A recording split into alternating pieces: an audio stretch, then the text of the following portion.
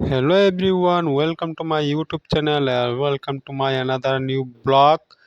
তো আজকে আমি বাড়িতে ছিলাম, তো ভাবছি যে অনেকদিন ধরে বাড়িতে যখন আছি অনেকদিন পর তাহলে কি করি। এর আগেও একটা ভিডিও ছেড়েছি, সেটাতেও বলেছি যে আজকে আমি বাড়িতে ফ্রি আছি। অ্যাকচুয়ালি সত্যি কথা যেটা, আমি বাড়িতে ফ্রি থাকতে কমই পছন্দ করি। তো আমি বাড়িতে থাকাটা খুব পছন্দ করি। তো আমি একটা কাজ করি যেটা তোমাদের সাথে শেয়ার করব, এখন নয়, নেক্সট ভিডিওতে শেয়ার করব। তো যাই হোক, আজকে আমি বাড়িতে ফ্রি আছি, তো সকাল থেকে ভাবছি যে না, একটা ব্লগ করব। তো কি ব্লগ করা যায়, কি ব্লগ ব্লগ করা যায় ভাবছিলাম।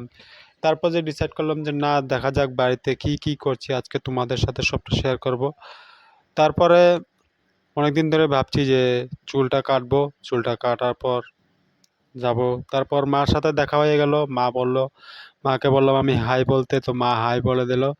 তারপরে তো বাইরে চলে এলাম, তো হচ্ছে বাইরে যাওয়ার পরে দেখলাম যে না, আজকে রৌদ্রটা খুব বেশি, গরমও আছে। তারপরে এসে গেলাম দাদার বাড়িতে। দাদার বাড়িতে আসার পরে দেখছি যে দাদার মেয়ে, আমার ভাতিজি, যে পড়াশুনো করছে, বই নিয়ে বসে আছে। তারপরে ওকে জিজ্ঞেস করলাম যে কি করছো তুমি, তো বলছে যে আমি পড়তে বসেছি, এখন আমাকে ডিস্টার্ব করো না, তুমি পরে এসে।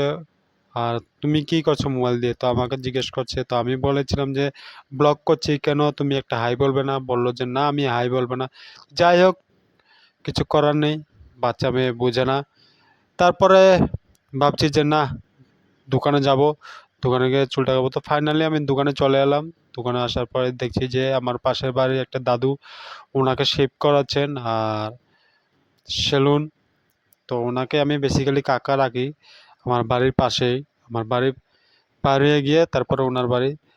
তারপরে যে দেখছি যে না, ভিডিওটা দুবার ক্লিক হয়ে গেল। যাই হোক, কিছু করার নেই, আমার ভুলে গেছে। ভিডিওটা দুইবার ক্লিক করার পরে তারপরে দেখছি যে না, আমার একটা বন্ধুও আছে সেখানে, সেও শেভ করছে। তো আমি ওকে বললাম যে সেলুন কাকা কোথায় গেল, তো বললো যে একটু বাড়িতে গেছে, আসবে, তুই একটু বস, ওয়েট কর, ও চলে আসবে। তো আমি বলি আচ্ছা ঠিক আছে, প্রবলেম নেই, কারণ বাড়িতে তো ফ্রি আছি, ওয়েট করতেও পারি। তো বললো, আমি বললাম তোকে দেখি অর্ধেক চুল কেটে চলে গেছে, তারপরে মানে ব্যাপার কি? ও ইমার্জেন্সি বাড়ি থেকে ফোন এসেছে যে বাড়িতে যেতে হবে, কোনো একটা সমস্যা আছে।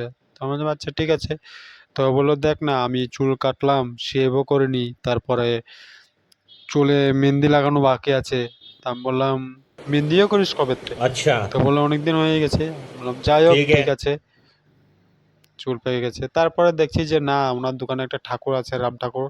ঠাকুরটা খুবই সুন্দর, ওটা একটা ফ্রেম দিয়ে সাজানো আছে, ভিতরে লাইটিং সিস্টেম। তো অনেকদিন পর তার দোকানে এসেছি, তো উনি বললো দেখ কেমন লাগছে ফ্রেমটা। তা আমি বললাম ঠিক আছে, লাইটটা জ্বালাও। তো লাইটটা জ্বলার পরে আমাকে খুব ভালো লাগলো, ফ্রেমটা খুব খুব সুন্দর লাইটিং দিয়ে সাজানো। তো আমি অনেকক্ষণ ধরেই ওটাকে ভিডিও করছি, দেখতে আছি। আর কতদিন পরে পরে চুলটা কেটে হচ্ছে, কারণ চুলটা অনেকদিন পরে কাটছি, চুলটা অনেকদিন বড় হয়ে গেছে।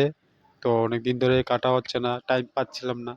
তো আজকে ভাবছি ফ্রি আছি যখন, চুলটাও কাটা হয়ে গেল, একটা ব্লগ হয়ে গেছে।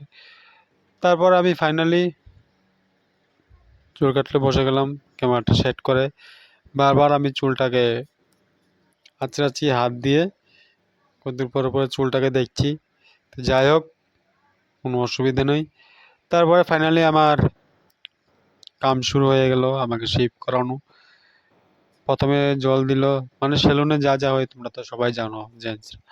যাই হোক, প্রথমে জল দিল, জল দেওয়ার পরে তারপরে ফোম দিল, ফোম দেওয়ার পরে হলুদের মতো একটা ক্রিম দিল, আলুর মতো একটা অনেক কিছু দিল। দেওয়ার পরে তারপরে আমার শেভিং স্টার্ট হয়ে গেল। ভালো করে বলেছিলাম যে আমার মুখটাকে ভালো করে ফ্রেশ করে দিও, কারণ অনেক দিন ধরে মুখে ময়লা জমে আছে, তো মুখটাকে ভালো করে ফ্রেশ না করলে মুখটা কেমন লাগে। তো যাই হোক, অসুবিধা নেই। তারপরে আমাকে উনি অনেকক্ষণ ধরেই খুব ভালো করে আমাকে শেভ করছে, আমার মুখটা ভালো করে ফ্রেশ ফ্রেশ করে দিচ্ছে। তারপরে আমার বন্ধু দেখছি যে না, ও খুব স্টাইল করছে, চুল টুল দিয়ে আচ্ছা আচ্ছা পেছনে ওই দেখো দেখা যাচ্ছে। তো যাই হোক, আমি বলছি যে আমার চোখটা খুব পুড়াচ্ছে, তাড়াতাড়ি করো, বাড়িতে গিয়ে স্নান করতে হবে। তো ফাইনালি আমার শেভ শেষ, বাড়িতে চলে এসেছি। তারপরে তো ভাবছি যে না, আমার একটু কাজ আছে, তো ভিডিওটা অফ করি। তারপরে ভাবছি যে না, লাস্ট ওয়ার্নিং দিয়ে দিচ্ছি। তারপরে আমি বলছি যে ঠিক আছে, বাই। তো ভিডিওটা কেমন হয়েছে বলবে।